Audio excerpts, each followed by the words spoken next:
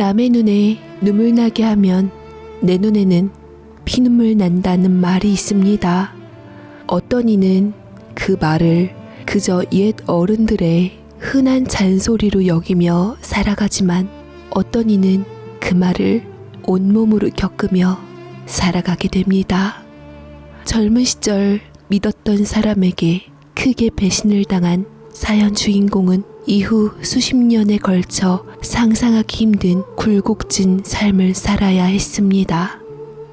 누군가에게 모질게 당하기도 하고 또 누군가에게는 뜻밖의 온정을 베풀기도 했지만 그 선택들이 어떤 결과로 돌아왔는지는 아무도 예상하지 못했습니다.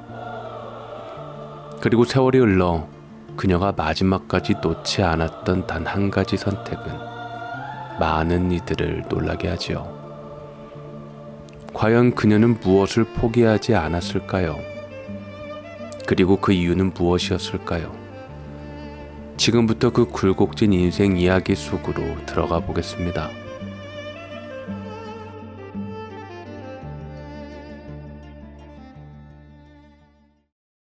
안녕하세요. 저는 산전수전 공중전까지 겪은 60대 여자입니다. 사연 읽어주는 연인을 오랫동안 시청하다가 제 사연도 보내보게 되었습니다. 기억이 까마득한 제 어린 시절은 누구보다 불행하다고 생각했어요. 부모님 일찍이 돌아가시고 친척 손에 맡겨져서 키웠는데 그리 좋은 보살핌을 받고 자라진 않아 저는 고등학교 때부터 회사에서 자취하며 공장 일을 해가지고 돈을 악착같이 모으기로 했습니다. 직접 일하면서 번 돈을 모으는 것은 누구보다 보람 있었지만 돈 모으는 재미를 느끼려면 짠순이가 될 수밖에 없었지요. 10원 하나에 벌벌 떨면서 안 입고 안 먹고 하다 보니 건강 상태도 좋지 않았는데 그러다가 공장 사장님이 바뀌면서 당분간 쉬면서 체력을 회복하게 되었지요. 그때 제 나이 고작 20살이었습니다. 저랑 같이 들어온 동기 언니 몇이 있었는데 한 언니는 일찍이 공장에서 만난 오빠랑 결혼을 했고 한 언니는 저처럼 짠순이로 살다가 대학 공부에 미련을 못 버리고 모은 돈으로 늦깎이 대학생이 되었습니다. 이렇듯 다 꿈을 가지고 살아가고 있는데 저는 대체 뭘 위해 돈을 벌며 살고 있나 싶었지요. 좀 편한 일을 찾으려고 했지만 공장 일만큼 많이 주는 곳도 없었기에 다시 공장에 들어가게 되었는데 거기서 새로운 사장님을 만나게 되었습니다. 보니까 굉장히 젊으시더라고요. 많아봤자 30대 초반 정도. 키도 크고 훤칠하고 저번 사장님보다 맘씨도 고와서 저는 태어나서 처음으로 설렘을 느끼게 되었고 사장님을 짝사랑하며 하루하루 사장님 얼굴 보는 낙으로 살게 되었습니다. 하지만 제 마음을 눈치챈 몇몇 동료 직원들이 못 올라갈 나무는 쳐다보지도 말라면서 낄낄거리고 놀리는데 화가 나더라고요. 아무래도 좀 집안 차이도 있고 다 끼리끼리 시집 장가가는 게 제일 속편한 일이니까 그렇지. 그리고 사장님 유부남이란 소문도 있던데 그런 것도 마음에 걸리고 다 널 위해서 하는 소리야. 사장님이 유부남이란 말도 안 되는 소리를 했던 언니에게 감나라 배너라 하지 말라 했는데 저는 유부남이 아닐 거라 생각했던 이유가 저번에 회식 자리에서 어떤 직원이 사장님께 사모님 기다리시는데 그만 댁에 가보시라고 말하니 웃으면서 집에 아무도 없다는 소리에 저는 속으로 쾌재를 부르며 확신을 했죠. 그러다 유난히 그날따라 퇴근길에 장대비가 쏟아지는 날 부랴부랴 일을 마치고 집에 가려고 했는데 마침 또 우산을 안 가져왔더라고요. 이놈의 정신머리.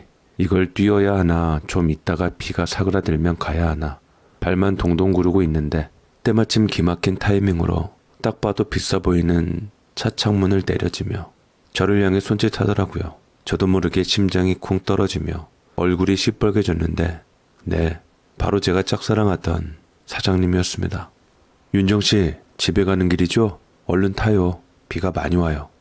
저는 얼떨결에 사장님 차를 후딱 얻어 타게 되었고 난생 처음 이렇게 고급차를 타본 일이 없었기에 신기했지만 촌티는 내지 않으려고 무심하게 앞만 봤어요. 그러자 사장님이 제게 긴장을 풀어주려고 이런저런 농담을 해주시더라고요. 윤정 씨는 어떻게 그렇게 사람이 부지런해요? 나이도 제일 어리고 막내인데 동료들에게도 평판이 좋던데 나도 본받아야 할 것 같아요. 아니에요. 사장님이 훨씬 더 훌륭하신 분인데요. 제가 좀 777 못해서 이렇게 우산도 놓고 오고 그런데요 뭘. 세상 살다 보면 별일을 다 겪는데 우산 하나쯤 놓고 오는 일은 아무것도 아니에요. 맘 풀고 얼른 집에 가서 부모님께 맛있는 밥상 차려달라 해요. 사장님은 제가 부모님 돌아가시고 혼자 사는 것을 모르는 것 같았습니다. 사장님께는 적어도 솔직하게 말을 하고 싶었기에 저는 부모님 안 계시고 친척 손에서 자라다가 일찍이 직업 가지고 독립했다고 하니 태어난 척 고개를 끄덕이시더라고요. 그 사이 집 근처에 도착했고 사장님 보기가 무안해져 내리려고 했더니 사장님이 갑자기 저녁이나 같이 하자고 하더라고요. 나도 집에 가면 아무도 없어요. 맨날 혼자 밥 먹기도 그렇고요. 나도 윤정 씨한테 부모님 얘기 꺼낸 거 실수했으니까 저기 불 켜진 식당 있는데 거기 가서 저녁이나 같이 먹어요. 뜻밖의 횡재였습니다. 생각지도 못하게 사장님과 식사라니. 우산을 안 가져온 덕분에 이런 기회가 생기다니 저도 마다하지 않고 사장님 뒤를 쫓았습니다. 보니까 갈비집이었는데 사장님이 뼈를 다 바르고 마치 딸 챙겨주듯 살뜰하게 고기만 발라 제 숟가락 위에 얹어주더라고요. 너무나 행복하고 좋았던 시간이라 내내 볼이 빨개진 것 같습니다. 그걸 계기로 저는 사장님과 좀 더 가까이 지낼 수 있게 되었고 출퇴근하는 길에 저희 집에 꼭 들러서 저를 태워갔는데 나름 직원들 시선 의식이 있었던지 조금 떨어져서 내려주고 태워주고를 반복했습니다. 서운하기는 했지만 그래도 사장님 곁에 있었던 게 좋았던 저는 점차 사장님과 정을 쌓아가게 되었고 사장님도 저와 같은 마음인 것을 알게 되었네요. 얼마 지나지 않아 사장님과 좋은 사이가 되자마자 속전속결로 덜컥 아이를 갖게 되었습니다. 늘 제게 예쁘다, 너 같은 여자 만나서 결혼하고 싶다 이런 말을 해줬길래 저는 믿은 죄밖에 없었습니다. 당황스러운 것도 있었지만 사장님의 아이를 가졌으니 이제 곧 사장님의 아내가 될 수 있을 거라 생각해서 설레는 마음으로 모든 것을 밝혔는데 사장님의 안색이 무척이나 안 좋아지더라고요. 그 사람이 한동안 말이 없어서 절로 드는 불안한 마음에 왜 말이 없냐고 제가 독촉하니 그제서야 깊은 한숨을 쉬고 말했습니다. 다 내 잘못이긴 한데 아무래도 그 아이는 낳기 힘들 것 같아. 책임져 주지 못해서 미안하다. 그게 무슨 말이에요? 사장님도 저와 결혼하고 싶으시다고 했잖아요. 그래서 아이도 갖게 되었는데 이제 와서 사장님답지 않게 그게 무슨 소리예요? 그게 내가 사실 유부남이야. 무겁게 떨어진 유부남이라는 소리에 저는 정신이 번쩍 들며 귀를 후벼파며 다시 되물었습니다. 그게 무슨 말씀이세요? 저한테 여태 그런 말 없었잖아요. 집에 가면 아무도 없다 하셔서 저는 당연히 미혼인 줄 알았는데 굳이 좋은 사이로 지내는데 그런 말까지 할 필요 없다 생각했지. 사실 와이프가 임신했는데 입덧이 너무 심해서 지금 친정가 있어. 예정일도 얼마 안 남아서 이제 곧 내 아이도 태어날 거야. 청천벽력 같은 소리였습니다. 친정간 와이프가 곧 애를 낳는다고? 그럼 내 아이는 대체 어떻게 되는 건지. 하도 기가 막힌 저는 사장님께 붙들고 소리내어 울자 사장님께서 제게 메모지를 한 장 내밀더라고요. 거기 계좌번호 줘. 내가 병원 갈 비용이랑 얼마 정도는 대줄 수 있어. 대신 회사에서는 입 잘못 뻥끗하면 나도 가만히 안 있을 테니 네가 부디 현명하게 굴었으면 좋겠다. 라고 말을 하는데 저는 그 얘기를 듣자마자 저도 모르게 사장님 뺨을 귀싸대기를 쳤고 저는 너무 속상하고 분한 마음에 그대로 집으로 달려갔습니다. 내가 만만했던지 어떻게 사장님이 나한테 그럴 수가 있는지 난생 처음 해본 제 첫사랑의 끝은 버림받는 것이었습니다. 저는 괴롭고 억울한 마음에 집으로 돌아가 물 한 모금 식사 한 숟가락 대질 못했어요. 병원을 가려고 해도 쉽게 마음먹지 못했고 입덧은 계속하니 뱃속의 새 생명을 살려야겠다는 모성애가 저도 모르게 발동이 되었던 것 같습니다. 어떻게 해서든 저는 제 살 길을 찾아야겠다고 생각했고 그 남자의 발목을 붙들기로 결심했어요. 사장님 집 근처를 몇 번 가본 적이 있었기에 동네 사람들에게 사장님 얼굴을 보여주며 그 집을 찾는 것은 어려운 것이 아니었습니다. 저는 쉽게 찾아낸 사장님 집 앞에서 사장님을 다시 만나기 위해서 밤새 기다렸고, 그러다가 착잡한 얼굴을 하고 있는 와이프와 안겨있는 아기, 뒤따라 쫄래쫄래 쫓아오는 여자아이 또 한 명, 그런 가족들을 보살피는 사장님의 모습이 보였네요. 눈앞이 아찔하다는 것은 이걸 보고 말하는 건가 싶었습니다. 저는 오로지 그 남자에 대한 분노 때문에 와이프 앞에서 제 정체를 드러내야겠다 싶어서 애기 안고 있는 여자를 불렀습니다. 아줌마, 내가 누군 줄 알아요? 나 당신 남편이 다니는 공장 직원이자 애인이에요. 날 사랑한다고 했던 사람이 당신 남편이고 난 속아서 사장님 아이 가졌다고요. 제가 이렇게 나타나니 사장님 어이없는 얼굴로 저를 부인 가까이에 가지 못하도록 저를 밀쳤고, 아내는 표정이 일그러진 채로 남편과 저를 번갈아 보다가 황당하게 웃더라고요. 어린 사람 같은데 아주 당돌하네요. 지금 그 말을 내게 하는 이유가 뭐예요? 나더러 지금 남편하고 이혼이라도 하라는 건가요? 이혼해 주시면 감사하고요. 그렇게 못 해주겠다 싶으시면 저도 사장님 댁에서 두 번째 부인으로 살게 해주세요. 난 호적에 안 올려도 되니까 내 아이만이라도 올려주시고요. 내가 당신 남편의 거짓말에 놀아났는지 후회스러워요. 그치만 제 뱃속 애기는 아무 죄가 없잖아요. 시키는 건 뭐든지 다 할 테니까 저 이 집에서 아이 낳고 살게 해주세요. 제가 생각하고 들어봐도 본처 입장에서는 참으로 뻔뻔스러울 것입니다. 하지만 전 뻔뻔스럽고 되바라지기로 마음 먹었습니다. 내 뱃속의 아이를 위해서라도 남의 남편 넘본 인간이라고 온갖 멸시를 다 당해도 이 악물고 버티고 싶었습니다. 맘 같아서는 저를 당장 쫓아내고 싶지만 아이 때문에 꼭 눌러 참고 있는 것 같아 보였습니다. 사장님은 일단 아이들 앞이니 험한 모습 보여주고 싶지 않다며 저를 끌고 가다시피 했고, 그 사이 본처는 아이와 함께 집안으로 피신했지요. 사장님은 순순히 제가 말을 듣지 않자 더 큰 금액을 제시하며 직장도 그만두고 다신 우리 가족 앞에 나타나지 말라고 했습니다. 아이를 낳으면 양육비도 주고 생활비도 보태줄 테니 더 이상 찾아오지 말란 말만 했지요. 그렇게 내팽겨치고 사장님은 굳은 혈문 뒤로 문을 닫고 가셨고, 저는 그 앞에서 상처받고 한참이나 흐느꼈습니다. 그 와중에도 거지에게 동냥하듯 준 봉투를 챙겼고 스스로의 비참함에 얼마나 울었는지 모릅니다. 그 후로도 몇 번 찾아갔지만 본처는 들은 채도 하지 않고 경찰에 신고해버리거나 사장님께 떠넘기거나 했는데, 저도 점점 배가 불러오니 가는 것조차 쉽지가 않더라고요. 결국 스트레스를 받아 아이는 2달이나 빨리 태어나 팔싹동이가 되었는데, 그래도 아들이었습니다. 저는 아이가 제발 건강해지고 무사히 태어나길 간절히 바랬습니다. 남들 같으면 부모 형제가 곁에 있어서 큰 힘이 되어주었을 텐데 저는 아무도 없으니 의지할 데가 없어 서글퍼지더라고요. 하지만 저도 엄마가 되었기에 저를 의지하고 살아갈 아이를 위해서라도 버텨야 했습니다. 다행히 아무 일 없이 무사히 아이는 퇴원해서 제 품에 안겼고, 저는 제대로 된 산후조리도 못 받고 그동안 모아놓은 돈이랑 그 남자가 준 돈을 쪼개어 아이 키우는 데 썼습니다. 아이는 무럭무럭 잘 자랐고 저는 아이가 예쁘게 커주는 즐거움을 느끼며 살았습니다. 아이가 사랑스러우면 사랑스러울수록 아빠 없이 키우는 게 못내 미안했고, 아이에게 죄인이 되는 것 같아 몰래 하염없이 울고는 했습니다. 그렇게 아이가 6살 정도가 되자 그나마 모아놓은 돈이 바닥을 드러내고 있었고, 저도 아이를 업고 무슨 일이라도 해야 할 것 같아 조바심이 났는데, 그때 누군가가 저희 집 문을 두드렸습니다. 혹시 여자와 아이만 사는 집에 무서운 사람이 아닐까 겁을 집어먹고 누구세요? 작은 목소리로 말을 하니 낯선 음성이 들려오더라고요. 조심스레 열어주니 어떤 나이든 여자와 그 뒤에는 바로 낯익은 사장님이 쫄래쫄래 따라와 무거운 모습을 보여주었습니다. 다짜고짜 저희 집 안으로 들어와 쓱 하고 둘러보더니 혀를 차면서 직접적으로 말씀하시더라고요. 이런 후미진 곳에서 여태 우리 손주를 키웠다니 내가 다 마음이 아프다.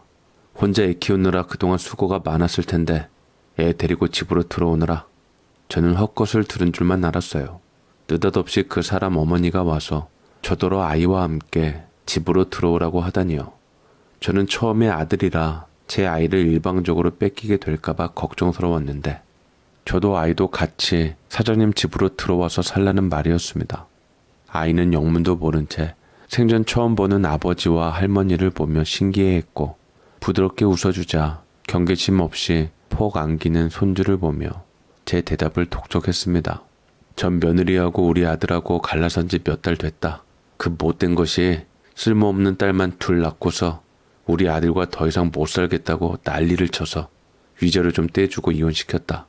이제 안방자리 비워줬으니 아들 낳은 네가 들어와서 살림살이고 뭐고 좀 챙겨라. 아들 하나 낳았으니 또 줄줄이 동생도 봐야 하지 않겠니? 시모가 될 분은 제게 거침없이 얘기를 하는데 혹시 저더러 집에 들어와 정식 며느리로 받아들이겠다는 얘기인가 싶어 되물었더니 그렇다고 하더라고요. 그 집안에서 제가 며느리로서 할 역할들이 많다네요.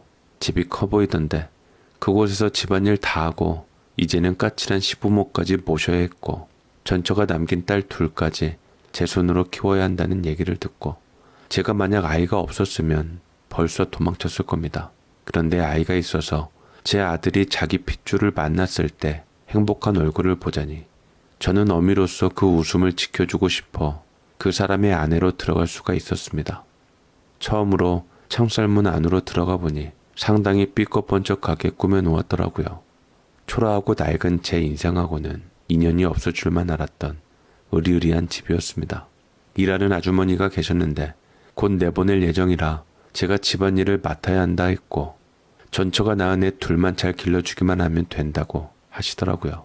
그런데 사장님이 시어머니께 뭔가 눈짓으로 사인을 보내었고 시어머니는 눈치를 채며 절레절레 고개를 젓는 것이 수상해 보이기는 했습니다.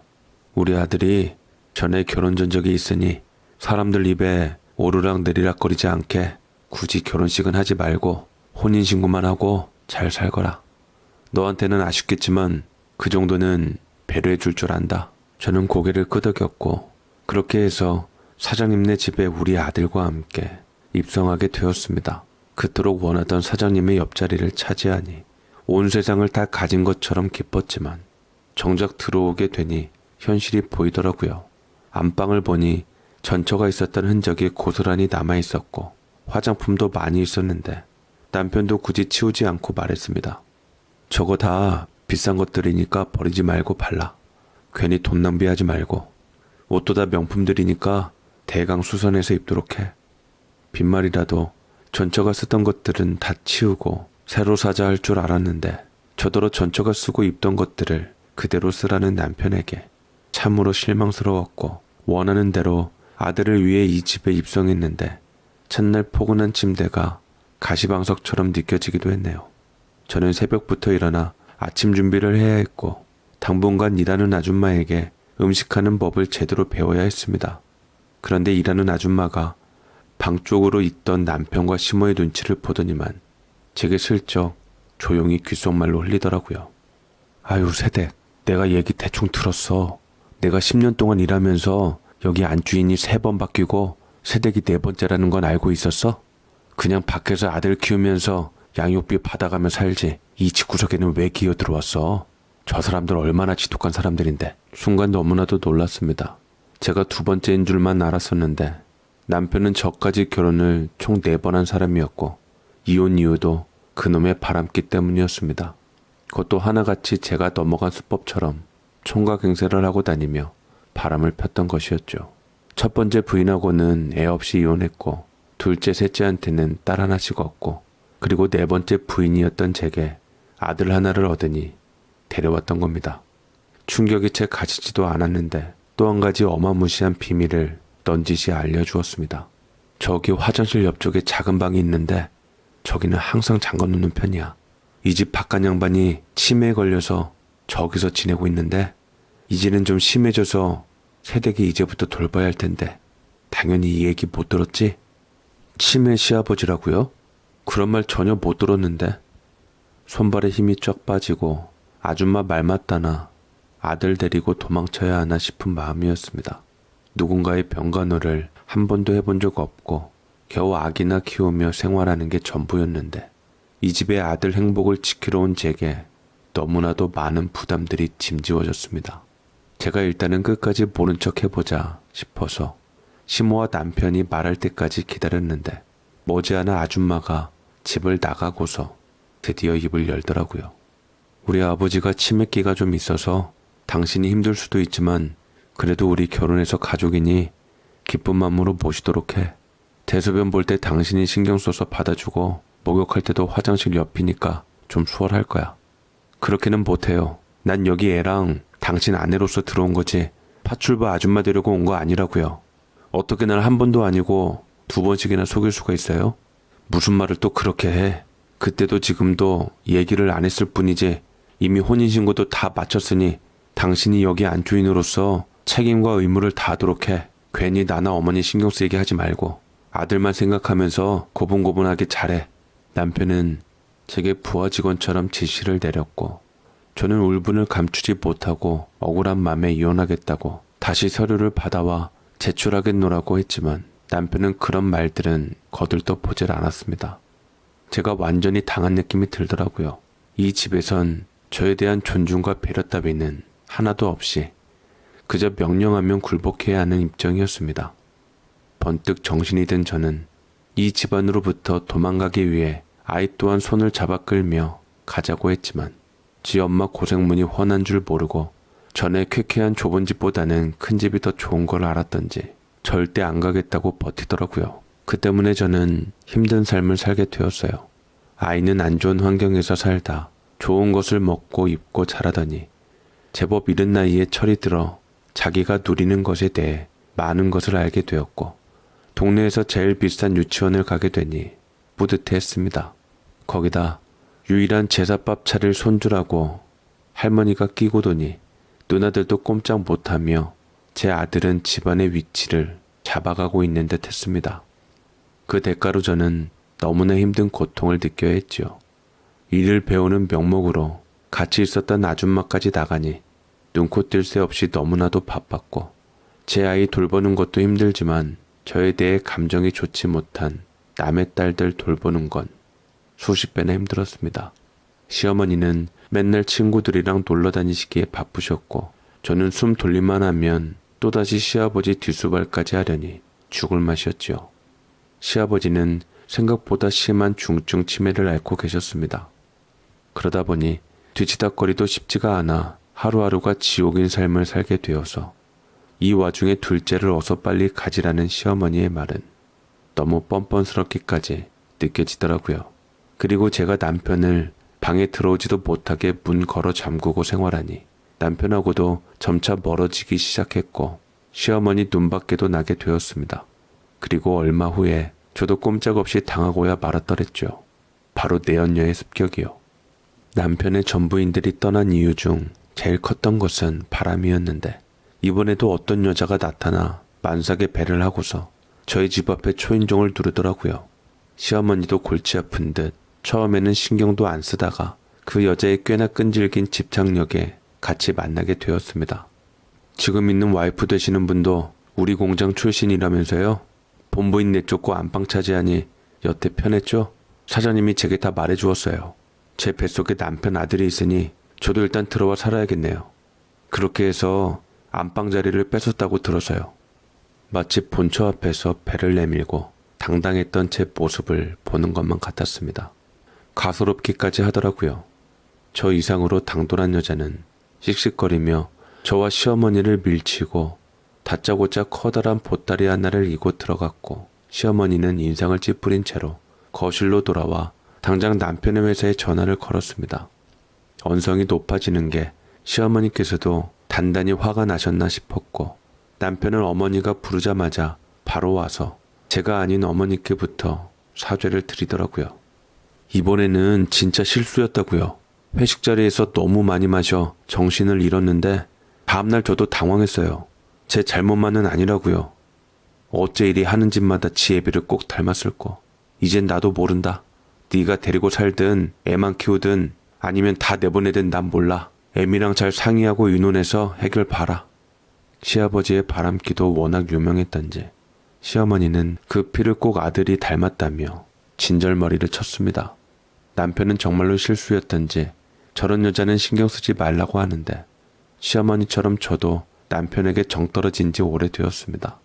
그 여자는 저와 같은 공장에서 일하던 사람이었고 제가 그만둔 후 후임으로 들어온 사람이었는데 남편에게 흔들려 이 지경까지 온 것 같았습니다. 그걸 보니 제 지나간 과오를 눈으로 확인한 것 같았고 만삭의 배를 부여잡고 있는데 저놈의 내 운명을 뒤틀리게 한 장대비까지 오니 걱정이 되더라고요. 밖에서 비를 맞다가 내연녀는 결국 쓰러지고 말았고 저는 모른 척할 수 없어서 집 안으로 데려왔습니다. 마치 예전에 남편에게 팽당한 제 모습 같기도 해서 마음이 안 좋기도 했고요. 그 여자는 상당히 의외라는 듯 경계심을 거두고 제 호의를 순수하게 받아들였고 골방 하나를 치워주며 그렇게 한 지붕 두 부인이 살게 되었던 것이었습니다. 남편의 내연녀라는 것도 있고 이렇게 베풀 수 있는 건 제가 넉넉해졌거나 아니면 남편에 대한 애정이 없었던 것 같습니다. 그 여자도 마냥 있는 건 불편했던지 아기새 마냥 제 뒤를 졸졸 쫓아다니며 일거리를 돕고자 했는데 저보다 더 어린 사람이 살림개나 해봤을 실력으로 척척 반찬들을 만들어내었습니다. 할머니랑 같이 살았을 때 눈이 어두우셔서 제가 동생들이 있어서 다 밥 해먹이고 키우고 했어요. 지금은 동생들도 다 커서 제 앞가림들 다 하고 있고요. 어떻게 남편은 저 나이 아이처럼 힘없는 여자애들만 알아봤던지 더 그 아이가 제 동생 같기도 하고 안쓰럽더라고요. 시어머니는 제 하는 모양새를 보더니만 흡족하게 웃었습니다. 네가 생각보다 배포도 크고 맘씨가 넉넉하구나. 딴 옆편 애들 같았음 남편 머리채 쥐고 한바탕 난리쳤을 텐데 네가 전처들보다 낫다 야. 기왕 곱게 마음먹은 거 끝까지 챙기고 애 낳으면 산후조리 잘해주고 몇 푼 줘도 저 물건 내쫓아라. 시어머니는 참으로 모질게도 한 지붕 아래 젊은 여자 둘이나 산다면 입방아에 오른다며 굴러온 돌이 박힌 돌 빼내기 싫으면 본인 말대로 하라 하셨습니다. 저를 생각해주는 것은 고맙긴 하지만 저는 사실 남의 아이 기르는 건 딸 둘러도 충분한데 신생아 갓난아이도 기르고 산후조리까지 해주는 것까지 해주는 것도 무리라고 생각했네요.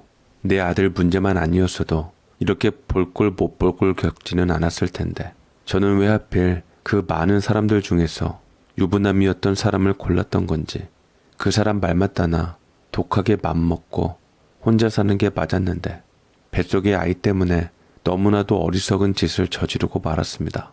내연녀는 처음에는 제가 어쨌든 호적에 오른 부인이니 제게 살살 비율을 맞추고 다 속내까지 다 얘기하며 제 비율을 맞춰주며 저를 따르는 듯 했지만 눈빛이 보면 볼수록 야망이 가득한 게 호시탐탐 제 자리를 노리는 것 같았습니다. 치매 있는 시부 모시는 것도 아랑곳 않고 어떻게 해서든 안방을 차지하려고 말이죠. 남들이 보면 정신 나갔다고 했겠지만 저는 그 애가 사실 제 처지랑 비슷하다고 생각해서 흡사 제 어린 모습을 보는 것 같아서 잘 챙겨주고 싶은 마음도 들었습니다. 그런데 그 애와 저랑 다른 점이 하나 있더라고요. 앞으로 내 형님이라고 부를게요. 형님, 저 이미 다 알고 울 서방님한테 온 거예요. 유부남인 것도 결혼을 몇 번씩이나 했던 것도 제게는 상관없는 일이었거든요. 형님도 이미 다 알고 있으면서 팔자 고치려고 사장님 잡은 거 맞죠? 내연녀는 저를 자기랑 같은 속물로 몰아가면서 저를 빈정거렸고 저는 참을 수가 없었지만 임산부를 상대로 난투극을 벌일 수도 없어 참을 인자를 내내 마음에 새겨야 했습니다. 남편은 처음에는 뱃속 아이를 빌미로 내연녀와 시간을 보내는 것이 많아졌는데 남편이 아주 가끔 저를 챙기는 날에는 얼굴에 심술보가 그득하여 질투도 많았답니다. 넙대대하고 인물도 좋지 않은 게 남편은 그런 여자가 왜 좋았던지 저와 점점 멀어지게 되었고 마침내 그 여자는 남편의 또 다른 아들을 낳아줬습니다. 그러자 시어머니께서 누구보다 반기시더라고요. 어휴, 장하다 장해. 어쩌면 이렇게 예쁜 똑똑거비를 낳았니? 기특하다. 살림만 잘 챙기는 줄 알았더니만 아주 똑부러지게 아들을 낳아놨네. 걱정 마세요. 똑똑거비 같은 아이들 5명 정도 더 낳아드릴게요. 어디서 보니까 제가 아들만 6을 낳는다고 하더라고요. 나이도 어리고 불가능한 것도 아니니까 제가 노력하겠습니다. 어이구 이뻐라. 빈말이라도 참 예쁘게 하네. 우리 둘째는. 첫째랑 너무 비교되는 거 아니냐?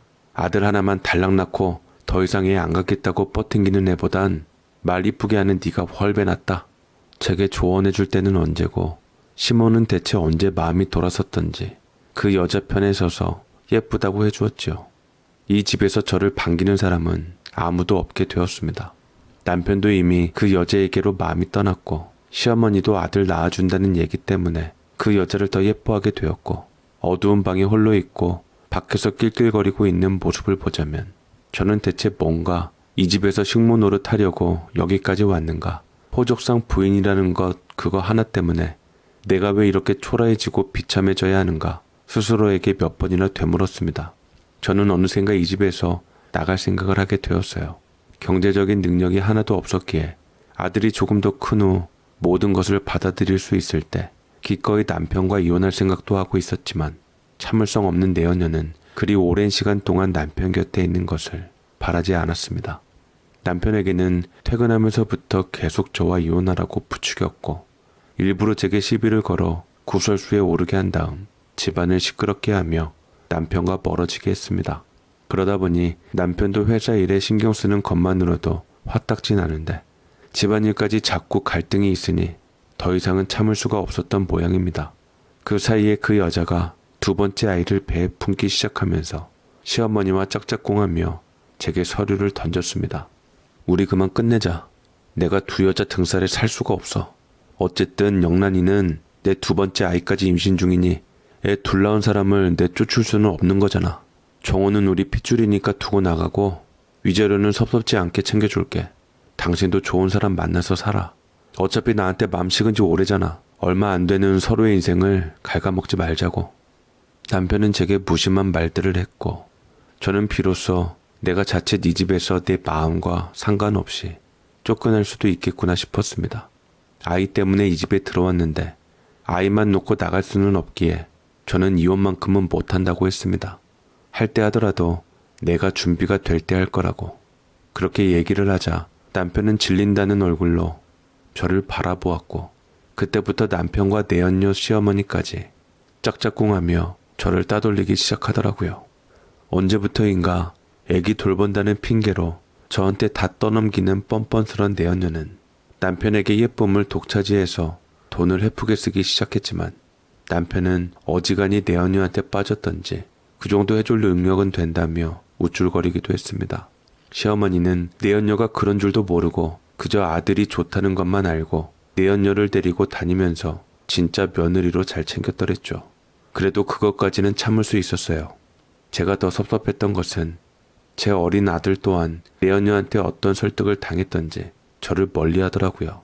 저보다 새로 들어온 아줌마가 우리 엄마였으면 좋겠다고, 내가 그 아줌마 아들이면 더 좋을 것 같다고 이러는데 제 아들이지만 너무나도 원망스럽긴 했습니다. 이래서 자식 키워봤자 득될 거 하나 없다는 옛 어른들의 말씀이 실감이 났죠. 내가 제일 사랑하는 아들도 나를 싫어하는데 나는 대체 무슨 미련이 있어 여기 남은 것인가 눈물이 나더라고요. 이것이 내연녀의 최후인가, 본처들 눈물 흘리게 한 벌인가 싶기도 했고요. 저는 아들마저 저를 밀어내니 두 손 두 발 다 들고 남편이 원하는 대로 위자료를 넉넉히 받고 이혼하겠다 다짐했습니다. 저는 짐을 놔두고 이제 마지막 일지도 모르는 시아버지에게 인사하러 갔는데 앞서 말씀드린 것처럼 중증 치매를 앓고 계셔서 저를 못 알아보긴 했지만 그새 저는 시아버지와 정이 들었던지 인사 정도는 해야 마음이 편할 것 같았습니다. 아버님 모실 때 물론 힘들기도 하고 내가 왜 이 생고생을 해야 하나 미웠지만 그래도 마음이 섭섭한 걸 보면 지내는 시간이 나쁘진 않았나 봐요. 고맙습니다, 아버님. 앞으로는 새 며느리 보필 잘 받으시고 건강하게 오래오래 사세요. 끝까지 곁에 못 있어드려서 죄송해요. 그래. 이제껏 내가 네 도움 많이 받았는데 이렇게 가버리면 서운해서 어쩌노. 그렇지만 너도 알게 됐을 게다. 남의 눈에 눈물 흘리면 네 눈에는 피눈물 흘린다는 것을, 똑같이 당하게 된다는 사실을. 이것을 인광보라고 하는 것을 말이다. 저는 시아버지의 예기치 못한 말에 깜짝 놀라며 정신이 돌아왔나 싶어 그게 무슨 소리냐고 아버님 한 번만 더 말씀해달라고 했지만 다시 애기처럼 변하시어 제 말은 들은 척도 하지 않으셨습니다. 한때 남편의 바람이 시아버지로부터 비롯되었다고 하던데 왜 하필 그런 못된 유전자를 남편에게 물려줘서 애먼 여자들을 힘들게 하는지 아버님이 제게 충고하실 자격은 없다 했어도 전해지질 않았습니다. 지금은 아무래도 상관없었습니다. 부디 오래오래 잘 사시길 바라며 저는 그 집을 미련 없이 떠나게 되었네요. 저는 내연녀가 된 덕분에 세상에서 가장 예쁜 내 핏줄도 뺏기고 고생만 진탕하다 나온 벌을 받게 되었다고 생각이 드네요. 그치만 저만 당할 수 없어 한 가지는 포기하지 않았는데 그건 바로 이혼 서류였습니다. 첫째, 둘째 본처는 재산 좀 떼받고 순순히 이혼 서류에 도장을 찍어 주었는데 저는 죽어도 이혼은 못 해준다 여기며 지금도 수십 년이 흐른 지금 남편과의 혼인관계로 살아가고 있습니다. 제 아들이 근황이 궁금하긴 하지만 저를 원망하며 미워하는 모습을 보고 싶지 않아 아들과도 연을 끊고 살고 있습니다. 대신 제 아이가 보고 싶을 때마다 보육원에 봉사하며 아이들을 진심으로 대하며 하루하루 살아가고 있게 되었습니다. 듣자니 그 뒤로도 남편은 여러 번 여자가 계속 바뀌어 첩이 첩골 못 본다고 그 여자가 아들 둘을 앞세워 감시하느라 인생 낭비하고 있다는데 하마터면 저꼴이 되지 않아 다행스럽기도 합니다. 제가 이사가는 곳마다 어찌나 그리도 사람을 붙여 잘 알아내는지 항상 저를 시끄럽게 하고 제발 이혼만 해달라고 싹싹 비는데 절대 이혼은 못해줘. 남의 눈에 눈물 흘리면 네 눈에는 피눈물 흘린다는 것을 똑같이 당하게 된다는 사실을 이것을 인과응보라고 하는 것을 알아야 하니까 라고 시아버지가 제게 말씀 주신 대로 그대로 그 여자에게 돌려주었습니다. 그 뒤로 그 여자는 절대 제 맘을 못 돌릴 거라 생각했던지 끝내 남편과 틀어지고 아이들까지 놓고서 다른 남자와 결혼을 했다고 하는데 내연녀라는 꼬리표가 붙어 있어 잘 살지는 모르겠네요. 제가 지키고자 했던 제 아들은 야망이 있는 녀석이라 끝내는 아버지 곁에 붙어 있으면서 회사 물려받으려고 가진 아양을 다 떤다는데 정말 바람기는 되풀이 되는 건지 아들 녀석도 그놈의 여자 문제로 골치 아파 이혼 예정이라고 하는데 참으로 씁쓸하더라고요. 도대체 그놈의 바람 때문에 언제까지나 끝없는 고통을 당해야 하는 건지 모르겠습니다. 여자로서도 어머니로서도 잘 살지 못했던 제가 참으로 뻔뻔스럽게도 깊숙하게 묻어있던 제 삶에 대해 사연을 보내봅니다. 어렸을 때 부모 형제 없던 제가 누군가와 평범한 가정을 꾸리며 예쁜 아이들과 행복하게 사는 것이 꿈이었는데 저는 환갑이 되도록 결국 실현하지 못했네요. 스스로 제 팔자를 꼰 저는 아직도 저는 벌을 받고 있나 봅니다. 제 이야기를 들은 분들 중에 혹여나 내연녀가 있으시다면 얼른 그런 남자한테 휘둘리지 말고 모든 것을 포기하고 도망치십시오. 이혼한다는 말도 절대로 믿지 마시고요. 안 그러면 저처럼 후회하며 인생에서 더 소중한 것 모두를 뺏길 수도 있답니다. 제 사연 읽어주셔서 감사드립니다. 사랑이라 믿었던 것에 배신당하고 가족이 되고자 했던 곳에서조차 온전히 받아들여지지 못했던 그녀의 삶을 생각하면 가슴이 먹먹해집니다.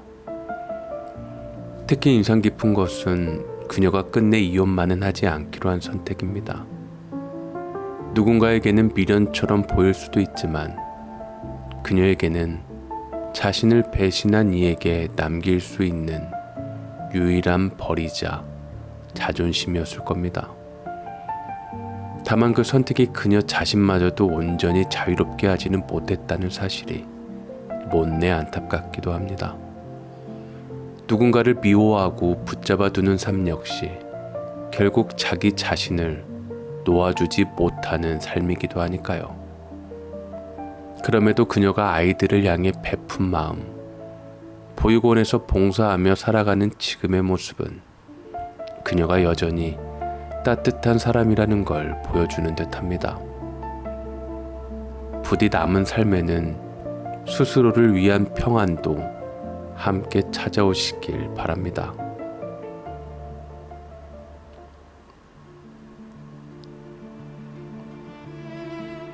달도 차면 기운다는 옛말이 있습니다. 세상 모든 것이 화려하게 정점에 오른 순간 오히려 그 뒤에는 내리막이 기다리고 있다는 뜻이지요. 두 번째로 소개해드릴 사연은 오랫동안 홀어머니를 모시며 살아온 한 남성의 이야기입니다. 뒤늦게 좋은 인연을 만나 가정을 이루었지만 그 결혼 생활은 생각지도 못한 방향으로 흘러갔습니다. 한쪽에서는 넘치도록 가진 것을 자랑하며 거만하게 굴었고 다른 한쪽에서는 그저 묵묵히 참고 견뎌야 했습니다. 그러나 시간이 흐르며 상황은 아무도 예상치 못한 방향으로 뒤바뀌게 되죠. 화려했던 이들의 삶에는 대체 무슨 일이 있었던 걸까요? 그리고 묵묵히 참았던 이들의 삶은 그 후 어떻게 되었을까요? 두 번째 사연 함께 들어가 보시죠.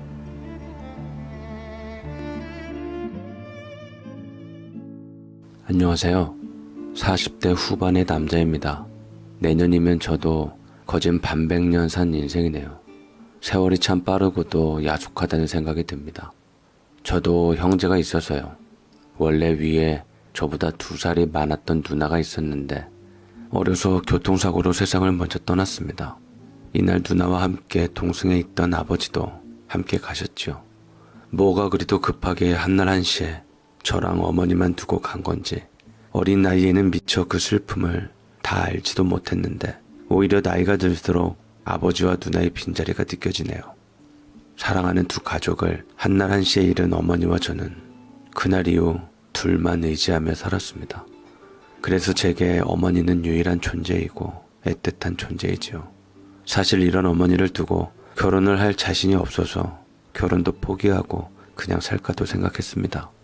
무서움도 많이 타시고 두려움도 많으신 어머니를 혼자 두고 가기도 그렇고 그렇다고 저에게는 소중한 어머니지만 아내 될 사람은 합가를 원치 않을 테니까요. 이런 생각을 하며 작은 회사에서 월급을 받으며 어머니 부양만 신경 쓰며 일적으로서는 특별한 재능도 없었고 뚜렷한 목표가 없었기에 성공할 수 없는 조건으로 저는 그렇게 살았고 제 전부는 어찌 보면 어머니나 다름없었습니다. 그렇지만 이런 저를 보며 저희 어머니께서는 늘 걱정스럽게 이렇게 말씀하셨죠. 동수야, 늙은 애미 뒷바라지 한다고 장가도 안 가고 이렇게 살면 안 돼. 그게 제일 바보 같은 짓이다. 내가 널 내 뒷바라지 하라고 낳은 것도 아니고 너에게 부담 주기는 싫구나. 늘 말했지만 애미는 알아서 살 거니까 얼른 좋은 짝 만나서 가정 꾸리고 살아라. 애미도 손주 재롱 보고 예쁜 며느리 얼굴 보고 살고 싶다. 제가 결혼을 하지 않은 이유를 대놓고 어머니께 말씀드린 적은 없지만 어머니도 눈치껏 알고 계셨던 모양입니다. 저 말을 듣고 솔직히 혼란스러웠던 건 어머니를 위해 결혼을 포기하고 살려고 했는데 언젠가부터 생각해보니 절대 어머니를 위한 게 아니란 걸 깨닫게 되었지요. 서로 떨어져 지내서 슬플지언정 어쩌면 제가 가정을 꾸리고 행복하게 사는 모습을 보이는 게 효도하는 게 아닐까라는 생각이 들었습니다. 모든 부모는 자식의 행복만을 바랄 테니까요. 이때부터는 마음을 너무 굳게 닫지 않고 살짝 열어두며 좋은 사람이 나타나면 주저없이 결혼을 하겠노라 다짐했습니다. 그런 제게 30대 후반 나이에 제 인연을 만나게 되었죠. 지인과 곱창 맛있다는 집을 갔다가 만난 아내는 친절한 얼굴로 서빙을 했는데 웃는 얼굴이 어찌나 예쁘고 해바라기 같던지 마음에 드는 이성을 보니 마음이 떨리기 시작하더라고요. 가만히 그 여자를 주시하면서 보니 사장님한테 엄마 하는 것이 영락없는 곱창집 사장님 딸이었습니다. 당시에는 그 여자도 제 시선을 느꼈던지 저를 신경 쓰는 눈치였고 지인도 있겠다 행여 거절 당할까봐 두려움으로 망설였던 저와는 달리 갑자기 제게 자기 전화번호가 든 쪽지를 당당하게 쥐어주었죠. 제 연락처예요. 필요하실 것 같아서요. 제가 틀리지 않았다면 연락 주셔도 괜찮아요. 라며 당돌하게 말을 하는데 그것 또한 어찌나 매력적으로 느껴졌던지요. 저는 좋아하는 사람이 있어도 표현도 잘 못하고 다가가지도 못하는 성격인데 그런 저와는 전혀 다른 성격이었는데 결국 이 우연찮은 만남은 인연으로 이어졌고 아내와는 진지하게 만날 수 있게 되었어요. 내게도 이런 사랑이 올 수 있다니 정말 꿈만 같았죠. 딱 1년보다는 부족한 시간만큼 연애를 하다 저희는 고민도 없이 결혼을 하기로 했습니다. 아내는 알면 알수록 매력이 많은 사람이었습니다. 성격 자체가 굉장히 활달하고 늘 웃는 얼굴로 사람을 대했죠. 그 사람을 보고 있는 것만으로도 행복해지는 느낌이 들었고 마음이 참 평온해졌습니다. 아내의 이런 밝은 성격은 아무래도 환경에서 비롯된 게 아닐까라는 생각을 해보았네요. 아내는 저처럼 홀어머니와 살고 있었지만 저희 집과는 경제력 차이가 났습니다. 장모님께서는 작은 고깃집 겸 곱창집을 운영하시며 아내를 키우다 이게 잘 되면서 체인을 여러 곳에 내시며 부를 축적하셨다고 합니다. 이렇게 축적된 부를 모아두지 않으시고 부동산 투자까지 하시며 건물도 여러 소유하고 계셨지요. 본인이 여유가 있으니 하나뿐인 외동딸은 고생하며 살지 않기를 바라셨고 아내에게 건물을 넘겨주며 세를 받으면서 편하게 살라고 하셨던 분이셨습니다. 그렇다 보니 실질적으로 아내는 직업이 따로 없었어요. 세를 받으며 편하게 살다 보니 그 속에서 나오는 여유가 아내의 활달한 성격과 긍정적인 자세를 갖출 수 있게 해주고 있다고 늘 생각했습니다. 제게는 너무나도 과분한 여자였지만 아내를 너무 사랑했고 놓치고 싶지 않았기에 아내와의 결혼을 결심하게 되었고 40을 앞두고서 아내와 결혼을 했습니다. 물론 장모님의 반대가 꽤 있었습니다. 어떻게 키운 딸인데 고작 작은 회사 다니는 월급쟁이에 홀어머니 모시고 사는 저와 결혼을 하냐며 면전에 대놓고 말씀하시기도 했지요. 내가 우리 혜진이를 어떻게 키웠는데 자네 솔직히 말해보게. 우리 혜진이를 진심으로 사랑하는 겐가 아니면 돈 보고 좋아하는 겐가? 나는 자네의 시꺼먼 속을 믿을 수가 없네. 장모님은 늘 제가 흑심을 품고 아내에게 접근했다고 생각하셨고 저를 더 안 좋게 보셨지만 자식 이기는 부모 없다고 혜진이의 완강함에 결국 뜻을 굽히시고 결혼을 허락해 주시기는 했는데 저를 여전히 눈에 가시처럼 여기며 못마땅해 했지요. 결혼을 하자마자 저희 부부에게는 아이가 생겼어요. 신혼생활이 없다 한들 아무렴 어떻습니까? 저희 부부에게 빨리 찾아와 준 아이는 그저 축복이었습니다. 아내가 임신한 기간 동안 입덧도 심했고 몸도 많이 힘들어해서 최대한 도와주려 노력했어요. 아내는 온종일 집에 있거나 지인들을 만나서 시간을 보냈지만 저는 일도 하며 살림까지 맡아서 했습니다. 아내가 살림에 서툴기도 했고 몸이 힘들다며 아무것도 못하겠다고 했기에 말이지요. 그렇게 순식간에 10달이 지나가 아이가 태어났고 아내와 저를 쏙 빼닮은 딸을 낳았어요. 이 세상 무엇과도 바꿀 수 없는 딸을 보고 있을 때면 제가 더 열심히 살아야겠다는 의지가 솟았습니다. 어머니도 기다린 손녀딸을 보시고 정말 기뻐하셔서 저는 효도했다는 생각에 더 기뻤네요. 처음에는 아내가 홀로 육아를 하며 아이를 잘 키웠습니다. 그런데 육아를 하는 것 자체가 결코 쉬운 일이 아니지요. 50일이 채 되기도 전에 아내는 몸도 약한 편의 노산이라 그런지 체력적으로 너무 힘겨워했습니다. 심지어 연애 때는 오히려 부지런한 모습을 보여줬던 아내지만 점점 손 하나 까딱도 하지 않는 아내를 보니 막막했습니다. 이럴 거면 차라리 육아휴직을 내서 제가 집에서 아이가 조금 클 때까지라도 돌보고 싶었는데 그건 아내가 싫다고 하더군요. 당신 엉뚱한 생각 마. 남자들 육아휴직 그거 잘못 썼다가 회사에 밉보이고 쫓겨난다고 하던데 절대로 안 돼. 능력도 없으면서 지금 회사 아니면 당신 받아주는 데 없으면 어쩌려고 해? 백수는 창피해서 안 된다. 저 역시 매일매일이 힘들어 단 몇 개월이라도 아이를 키우며 안정을 찾고 싶었습니다. 제가 모아둔 돈도 있고 아내가 건물 세 받는 게 있으니 형편이 어렵지 않았거든요. 그러나 아내는 제게 이렇게 말을 했습니다. 당신이 가장이지 내가 가장은 아니잖아. 당신 정말 우리 엄마 말처럼 내 돈 보고 결혼한 거야? 이제야 본 모습 보이는 건 아니지? 은근슬쩍 눌러앉을 생각 말고 일이나 열심히 해서 돈 벌어와. 쥐꼬리만한 월급이라도 백수보단 낫잖아. 그리고 애는 정말 내가 혼자 못 보겠으니까 어머님한테 부탁 좀 하면 안 돼? 어차피 어머님 집도 우리랑 가까운데 평일이라도 좀 봐달라고 해보자. 나 정말 힘들어 여보. 아내는 제게 뻑하면 장모님 말 듣고 돈 보고 결혼한 거 아니냐며 이걸로 건수를 잡아 절 들었다 놨다 하는데 이 말을 듣는 순간순간마다 기분이 몹시도 나빴습니다. 거기다 어느 날인가는 저희 어머니를 모셔와 평일에 아이를 봐달라고 하라는 말을 하는데 어머니라고 집에서 노시는 것도 아니고 아파트 청소하시는데 4시에 퇴근할 때 그때라도 와서 좀 아이를 봐달라는 말에 헛웃음이 나더라고요. 우리 엄마도 좀 힘들어. 장모님 일하시는 것처럼 우리 엄마도 지금 아파트 청소하는 거 알잖아. 좀 일찍 끝나면 엄마도 좀 쉬어야지. 요새 허리 아프시고 힘드신데. 아니면 사람 구하면 안 돼? 이 사람 좀 봐. 그럼 사람 구하면 그 비용이 하늘에서 떨어지니? 당신 쥐꼬리만한 월급으로 사람을 쓰라고? 아니면 우리 엄마한테 손 벌리라는 거야? 아니, 당신이 정 힘들다고 하니까. 내가 남의 아이 낳았어? 우리 엄마 당신 봉 아니고 우리 식구 봉 아니야. 결혼했으면 가장이 알아서 해야지. 그걸 왜 우리 엄마한테 손을 벌려? 우리 엄마는 왼종일 바쁘고 그나마 시간 되시는 어머님께 도와달라 그러는 게 그렇게 못할 말이야? 처음에는 결사 반대를 했지만 아내가 급기야는 아이를 보다 쓰러져서 링게를 맞는 것을 보고서야 혼자 아이를 보는 건 역부족이라는 걸 알게 되었고, 그렇다고 제가 벌지 않으면 장모님과 아내가 저를 향한 불신이 쏟아질 것 같았습니다. 부부는 일심동체란 말은 제게 해당되지 않았어요. 일 안 하면 그놈의 돈도 나며 저를 돈 보고 결혼한 못된 사람으로 볼 것이 뻔하기 때문에 최소한 남편으로서 무시 안 당하려면 악착같이 일해야만 했습니다. 결국 하는 수 없이 어머님께 조금이나마 용돈을 드리기로 하고 부탁드려야 했습니다.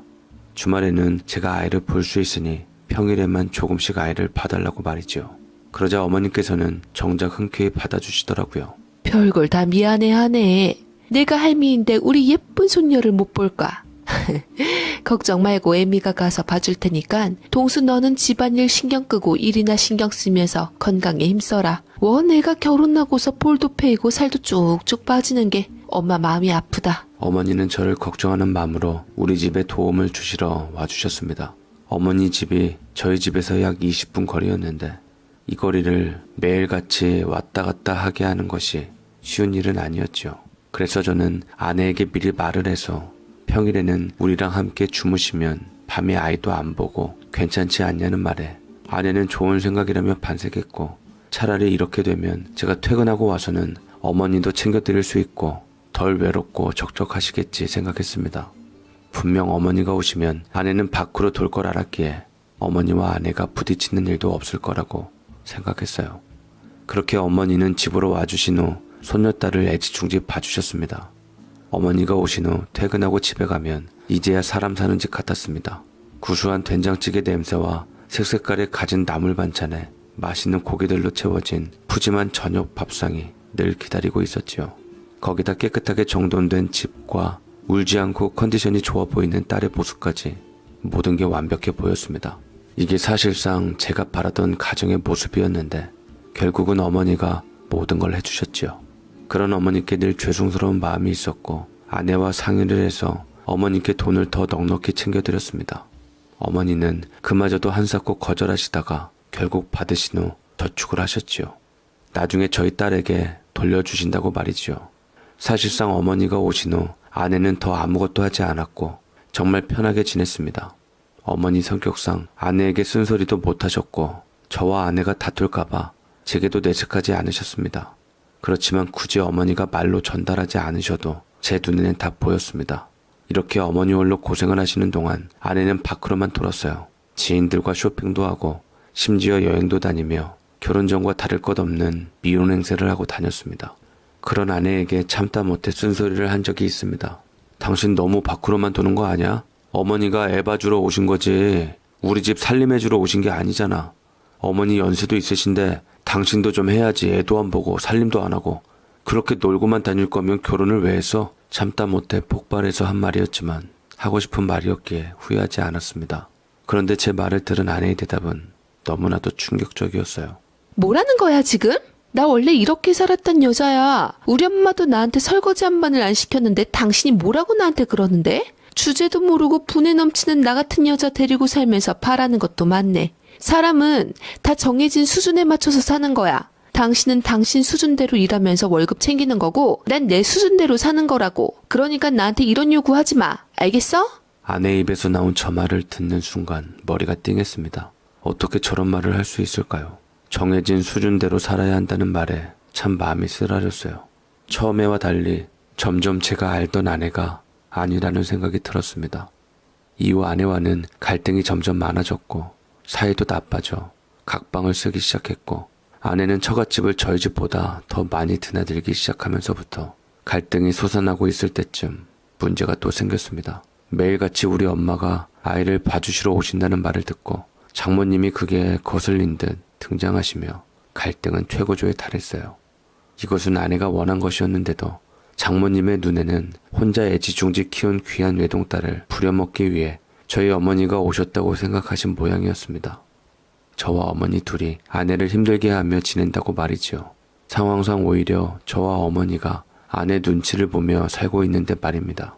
그렇게 처갓집에 드나들면 말이라도 제대로 해줬으면 우리 어머님께서 오해를 덜 사셨을 텐데 자기 일은 쏙 다물고 있었던지 장모님은 일하고 있는 제게 무작정 전화하셔서 막 퍼붓고 끊으시곤 했습니다. 자네 지금 제정신인가? 내가 우리 혜진이 귀하게 키운 거 뻔히 알면서 자네 어머니까지 불러다가 애를 구박하고 못 살게 굴어? 자네 어머니가 떡하니 집 지키고 있으면 우리 혜진이가 불편해서 어디 집에 있겠나? 그러니 애가 집에도 못 있고 밖으로만 돌지. 제발 머리가 좀 있으면 생각이란 걸 좀 해보게나. 제가 그쪽에다 대고 그건 아내가 원한 거였다고 말을 했지만 들릴 리 만무했고 이런 말을 하루에도 수십 번 들어야 했습니다. 사실상 어머니가 없으면 저희 집은 굴러갈 수가 없다는 게 현실인데 대체 장모님은 왜 저렇게 말씀하실까 싶어 답답했죠. 심지어 저희 어머니는 아내와 함께 집에 있을 때면 아내가 불편해할까 싶어 홀로 조용히 작은 방에 들어가서 시간을 보내셨어요. 그런 어머니께 나오시라고 같이 TV라도 보자고 하면 손사래를 치며 한사코 거부를 하셨지요. 저녁 시간에도 함께 저녁만 먹고 치우신 후 방으로 들어가셨습니다. 제가 퇴근하고 와서 설거지든 남은 집안일을 하려고 하면 이것도 거부하셨지요. 온종일 힘들게 일하고 와서 집안일까지 하는 거 아니라고 말이지요. 그렇다고 아내에게 눈치를 준 적도 시킨 적도 없으셨습니다. 상황이 이런데 더 얄미운 건 아내는 어머니 눈치를 아예 보지도 않았다는 겁니다. 솔직히 시어머니가 모든 살림에 육아까지 해주시면 눈치가 보일 법도 한데 아내는 신경도 쓰지 않고 어머니를 거의 투명인간 취급하며 본인 할 거 다 하고 살았어요. 이런 아내인데 장모님이 어머니와 저를 욕하니 점점 속안에서 분노가 끓고 있었습니다. 제가 장모님께 상황이 이렇다 이렇게 흘러가고 있고 어머니가 다 해주시는 거라며 답답한 마음에 속내를 털어놓은 적이 있었습니다. 그런데도 돌아오는 답변은 기가 막혔지요. 당연한 거 아닌가? 자네 같은 후진 아들을 뒀으면서 저렇게 훌륭한 며느리를 어떻게 보겠나? 없으면 며느리 수발이라도 들어야지. 세상은 원래 있는 자들에게 유리한 거야. 세상에 공짜란 없는 걸세. 꼭 가진 것도 없는 것들이 불만도 많지. 에휴. 얘기를 들을수록 말이 안 통해서 저도 상종하고 싶지 않았고 장모님은 상상 이상의 사고방식을 가지셨구나 싶어서 최대한 얽히지 말아야지 싶더라고요. 허나 살다 보니 얽히지 않을 수 없게 되었고 조만간 일은 터지고야 말았습니다. 어느 날 모처럼 주말에 어머니를 모시고 맛있는 한정식을 대접해드리려 날을 잡았는데 어머니가 고생하신 거 뻔히 알고서도 제가 일도 바빠 신경 못 쓴 게 너무 죄송했거든요. 그런데 아침 일찍부터 옆집이 이사를 하는지 꽤 소란스러웠죠. 아침잠 많은 아내가 평소와는 달리 갑자기 부지런을 떨며 나갈 채비를 하기에 혹시나 저는 이때만 해도 어머니와 시간을 보내자는 말이 내심 신경 쓰여서 급하게 준비를 하는 건가 싶어서 간만에 기분 좋게 우리 어머니께 신경 써주는 며느리 도리하려는 사람처럼 보여 좀 더 자도 된다고 어머니랑은 점심때 나가면 된다고 말해줬더니만 당초에 무슨 말을 하냐는 듯 영문도 모를 아내의 입에서는 충격적인 말이 나왔어요. 뭐라는 거야? 오늘 우리 엄마 옆집으로 이사 오잖아. 몰랐어? 내가 말 안 했나? 오늘 어머니와의 약속은 아무래도 취소해야 할 것 같아. 당연히 우리 엄마 이사가 큰일인데 얼른 이사 도울 준비하고 옆집으로 와. 장모님이 갑자기 옆집으로 대체 왜 오는 거며 제게 이런 말을 해준 적이 없었기 때문에 저는 무척이나 당황스러웠습니다. 누가 봐도 제게 일부러 말해주지 않은 거면서 왜 몰랐냐는 식으로 말하는 게 정말 어이가 없었죠. 이 모녀는 제게 아무런 언급도 하지 않은 채 이사 오길 감행했던 거고 장모님은 진짜로 저희 옆집으로 이사를 오셨습니다. 이날 어머니를 위한 시간을 보내려 했던 건 모두 물거품이 되었고 장모님은 저와 어머니를 보며 아주 따가운 눈총을 보냈죠. 그렇게 장모님은 옆집으로 이사를 마쳤고 이날 온종일 짐 정리하고 이것저것 하며 시간을 보냈던 제게 고맙다는 말이나 수고했다는 말도 없이 이제 가라는 말만 했던 장모님이었습니다. 딱 봐도 앞으로의 그림이 나오는 게 저희 어머니가 다치실 일이 생길까봐 걱정스러웠습니다. 아니나 다를까 장모님이 이사 오신 후 그때부터는 정말이지 저의 숨막히는 생활이 이어졌더랬죠. 퍽하면 오셔서 잔소리를 늘어놓는데 아주 속이 뒤집어지더라고요. 요새 능력 있는 남편들일수록 다들 아내한테 얼마나 헌신적으로 잘하는지 아는가? 이래서 내가 자네와의 결혼을 반대한 걸세. 못난 인간 같으니라고. 아휴, 우리 애가 너무 순진했지. 순진했어. 이런 똥파리가 끼일 줄 알았다면 그때 곱창집에서 우리 딸을 서빙을 시키는 것이 아니었는데. 웬만하면 갈등을 싫어하는 저로서는 어머니 말씀 듣고 참으려 했지만 이건 도저히 참을 수준이 아니어서 참다 못해 저는 한마디 했습니다. 장모님, 제가 똥파리면 혜진이는 똥입니까? 지금 뭐 하자는 건데요? 저도 이렇게 되면 더 이상 참을 수 없습니다. 뭐야 이놈이? 어딜 감히 눈을 부릅떠? 제가 참다 못해 반박하자 장모님은 명품 핸드백으로 제 얼굴을 치셨고 기가 찬 듯 저를 한참을 노려보다 일단 자리를 피했지만 장모님이 저를 보는 그 매서운 눈빛은 저는 잊을 수가 없습니다. 장모님은 그 이후로 더욱더 철두철미하게 일거수일투족을 모두 지켜보셨고 옆에서 산다고는 했지만 거의 저희 집에서 사는 수준이었지요. 사업이고 나발이고 본인 일도 다 내팽겨친 채 와서 애를 봐주시는 것도 아니고 그렇다고 살림을 도우시는 것도 아니고 그저 소파에 앉아서 저희 어머니 행동 하나하나를 노려보며 아내와 함께 앉아 지켜보고만 있었습니다. 어찌 보면 참 기괴한 장면이죠. 낮에는 제가 일을 가고 없다는 걸 알아서 그런지 꼭 낮에 오셨어요.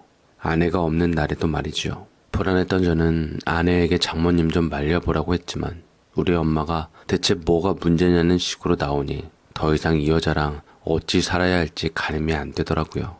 지나친 장모님의 개입으로 스트레스 받아 원형 탈모까지 온 저는 이혼 전문 변호사를 찾아가 상담받았는데 이건 엄연한 이혼 사유로 위자료까지 청구할 수 있다고 했지만 아이가 어리기에 양육권까지는 받아올 수 없겠다고 하더라고요.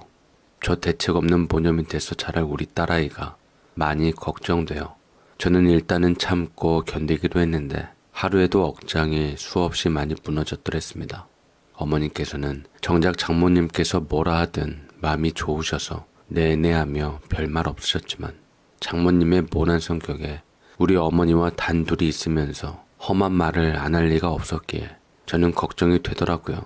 고민 끝에 전 아무도 모르게 장모님의 모습을 지켜보기 위해 역으로 홈카메라를 설치하게 되었습니다. 어찌됐든 저 역시 이혼도 염두에 두었기에 혹여나 필요할 상황이 있을지도 모른다는 일종의 대비이기도 했어요. 하며 저는 역으로 근무 도중에 드문드문 장모님의 행적을 지켜보게 되었는데 오셔서는 저희 어머니께 훈수를 두시며 선 넘는 행동을 많이도 하시더이다. 충격적이게도 당장이라도 집으로 쫓아가서 우리 어머니를 구해내고 싶을 정도로요. 온몸이 부들부들 떨리더라고요. 이봐요 사돈. 보니까 손끝이 너무 야무지질 못하네요. 그러면서 무슨 살림하고 애까지 본다고 유세를 부리고 있어? 이러니까 성공을 못하는 겁니다. 알아들으세요? 성공하는 사람들은 다 이유가 있다고. 한평생 저렇게 지질이 궁상처럼 사니까 살림도 그렇게밖에 못하지. 제가 입은 옷 지금 보이십니까? 이거 수백만 원짜리 안은 다 명품 옷이에요. 이렇게 비싸고 좋은 걸 입고 다니니 아무리 입어도 망가집니까? 이게 바로 양보다는 질이라는 말이에요. 알아들으세요? 아유, 이래서 수준이 맞는 집안끼리 혼인을 시켰어야 했는데. 아유, 내가 미쳤지 미쳤어. 장모님은 어머니를 그냥 대놓고 무시하셨습니다.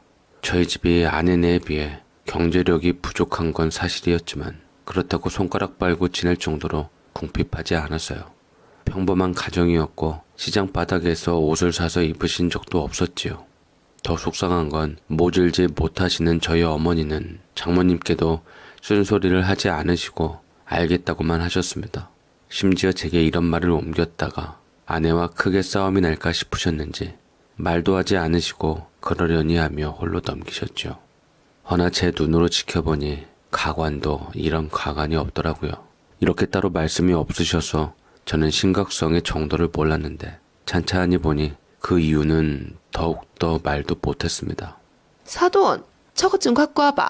내가 입이 좀 심심해서 행동도 답답하게 느려 터져서는 빨리 물이랑 과일 안 깎아내와? 아, 이딴 식으로 하고서 우리 딸을 돕겠다고 우리 집에서 밥이나 축내고 있는 거야?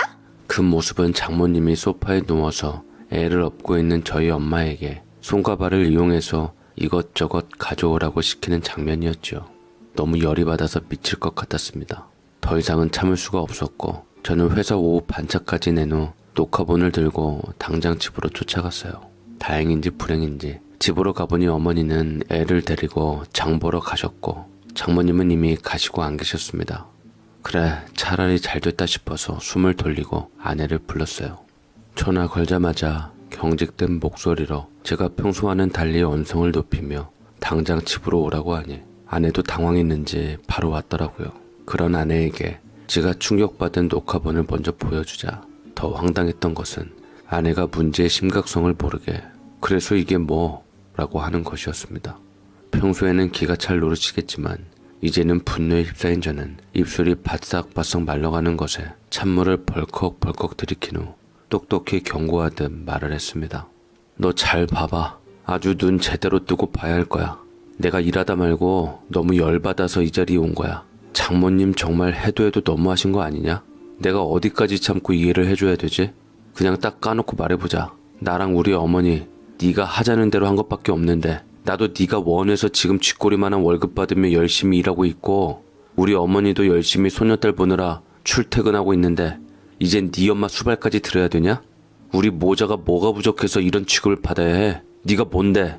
당신이 잘나면 뭐 얼마나 잘났다고 그 나이에 엄마까지 앞세워서 이렇게 살고 싶냐? 이 상황을 보고도 근데 뭐라는 소리가 나와? 네가 사람이라면 감정이 있다면 입장을 한 번이라도 바꿔놓고 생각해 볼 수 있는 머리가 있다면 넌 당연히 나처럼 네 엄마가 적어도 이건 아니라는 것 정도는 알아야 돼. 내가 왜 못 참아서 이 자리에 뛰어온 건지도 알아야 하고. 알아? 그러자 아내는 경멸스러운 눈초리로 저를 보더니만 한쪽 입꼬리를 비릿하게 웃으며 눈을 치켜뜨고 말았네요. 당신이 못 참으면 어쩔 건데. 난 모르겠는데? 이 영상이 뭐가 그렇게 잘못됐는지? 툭 까놓고 말해서 우리 엄마가 당신 엄마보다 나이도 2살 위잖아. 요새 사돈들 말트고 서로 언니 동생하며 잘 지낸다고 하던데 성격 좋은 우리 엄마가 언니 노릇 좀 했기로써니 너는 그게 그렇게 못마땅하고 고깝게 보였어? 언니 동생 사이에 뭐 좀 가져다 주는 게 그게 그렇게 억울할 일이야? 하물며 가족 같은 사돈 사이에? 야, 언니 동생? 지금 이게 언니 동생 하는 사이야? 누가 봐도 우리 어머니를 하대하고 막대하는 게 보이잖아. 어디다 말도 안 되는 소리를 갖다가 붙여. 나쁘게 보면 한없이 나쁘게 보이고 좋게 보자면 좋게 볼 수도 있는 일인걸. 꼭 그렇게 모난 시선으로 보는 당신이 더 이해가 안 된다. 난 뭐 진짜 큰일이라도 난 줄 알고 허겁지겁 왔는데 고작 이딴 걸로 이 난리를 치니까 어이가 없네. 당신 그거 자격지심 아니야? 그냥 부러우면 부럽다고 말해. 뭐 그래서 우리 엄마한테 말해서 어머니께 돈이라도 쥐어줄까? 딱 돈 타내려고 하는 삼류수법이 보이네? 이게 당신네들 바닥이지. 어머님이 일하는 게 그렇게 못마땅하면 말해. 돈 원하는 만큼 드릴게. 적반하장도 유분수지. 아내의 태도는 저를 더 화나게 만들었습니다. 결국 언성이 높아졌고 아내와 결혼 후 가장 크게 싸웠지요. 그런데 더 최악은 저희가 싸우는 소리를 들은 건지 뭔지 장모님이 홧김에 또 집으로 오셔서 우리 딸한테 왜 소리를 지르냐면서 저를 마구 치시더라고요. 하며 아내를 이곳저곳 보면서 자칫 조금 흠이라도 보이면 경찰이라도 부를 태세였습니다. 안 그래도 잔뜩 열받아 있는 상태에 장모님은 불난 집에 기름을 퍼 부으셨죠. 아니 내가 듣다 못 들어주겠어서 왔는데 도저히 안 되겠구만. 어디서 감히 누구한테 소리를 지르고 있어? 우리 혜진이 부족한 거 없이 세 받으면서 편히 살던 건물주였네. 그런 애를 데려가서 호강은 못 시켜줄 망정 우리 딸 이혼녀 딱지부터도 결혼하겠다는 남자는 100트럭이 넘는 거 명심하게나? 고작 지 같은 거랑 결혼해서 애가 꿈도 못 펼치고 갇혀 사는구만. 어디서 감히 소리를 치고 있어? 늘 말했지 내가 주제를 날라고. 제발 좀 네 주제를 날고 그렇게 마음에 안 들면 네 발로 나가라고. 말끝마다 그놈의 수준 타령을 하며 평소와 똑같은 장모의 말을 듣는데 이대로 더 참다가는 제가 죽겠다 싶었습니다. 그리고 저희 어머니께도 너무 죄송스러워서 더 참을 이유가 없다는 빠른 판단이 들더라고요. 저는 저렇게 말하는 장모와 그 뒤에 숨어서 팔짱 끼고 저를 위아래로 노려보고 있는 아내에게 말했습니다. 그럼 그 100트럭에 있는 남자들에게 저 여자 보내세요. 저는 더 이상 진절머리 나서 저 여자랑 한 공간에서 숨도 쉬고 싶지 않으니까 잘나고 귀한 딸 당장 데려가시라고요. 너 내 말 뜻은 이해한 거지? 아, 또 이해 못했나? 그럼 내가 말해줄게. 당신 같은 여자랑은 1분 1초도 살고 싶지 않으니까 당신 엄마랑 둘이 살아. 꼭 수준 맞는 남자 찾아서 결혼하고 우리 당장 이혼해. 당신에게 보여준 이 비상식적인 녹화본을 이혼 증거로 제출해도 어디 그런 말 할 수 있는지 보자. 저는 장모와 아내에게 그간의 묵은 감정을 모두 쏟아냈습니다. 순간 녹화본을 들이대며 강하게 나오니 도리어 분한 듯 씩씩거리기만 할 뿐 약점 잡힐까봐 찍소리도 못하고 눈만 꿈뻑이고 있더군요. 그 모습을 보는데 참 한심하고 웃겼네요. 여기에 솔직히 아내가 딸을 데려간다고 할까봐 양육권 싸움이 치열할 줄 알고 내심 걱정을 했습니다만 아내는 너무나도 쉽게 애는 제 자식이니 키우라고 하더라고요. 제 핏줄 키울 이유 없으니 딸에 대한 미련도 떨어진다고 하더라고요. 이 베라먹을 여자는 한마디로 모성애도 없고 가정을 지키려는 생각도 없었던 겁니다. 그런 아내를 위해 아이를 위해서 왜 여태 견디고 참고 살았나 싶어 제 자신이 참 한심하게 여겨지더군요. 그토록 걱정이었던 양육권까지 제게 순순히 내준다고 하니 저는 오히려 이혼이 쉬워질 것 같았고 당연히 저희가 살던 집은 아내의 지분이 훨씬 많았는데 이혼 얘기가 나오자마자 당장 짐 싸서 애랑 어머님 모시고 나가라고 했죠. 제가 보탠 돈은 바로 계좌이체를 해주며 말입니다. 속전속결인 이혼 절차를 먼저 빠르게 밟아가는 아내와 장모님의 태도를 보며 상처도 꽤 받았습니다. 이 과정에서도 장모는 끝도 없이 저를 헐뜯기 바빴지요. 마치 저를 자극하려는 듯 핸드폰 녹음까지 누르고 숨겨놓은 모습이 더 정이 뚝 떨어지게 만들었습니다. 다행히 저는 그 마수에 걸려들지 않은 채 제가 먼저 이런저런 증거 자료들을 내놓은 것과 일관된 자료로 양육비까지 적지 않은 돈을 위자료로 받게 되었습니다. 아내는 이혼을 기다렸다는 듯 아주 속전속결로 했고 아이와 살 집을 구하는 동안은 어머니가 살던 집에 같이 살게 되었습니다. 어머니는 상처받은 저를 위로하고 감싸주며 오히려 잘된 일이라며 저를 다독여 주셨고 제가 잘못한 건 없다고 해주셨어요.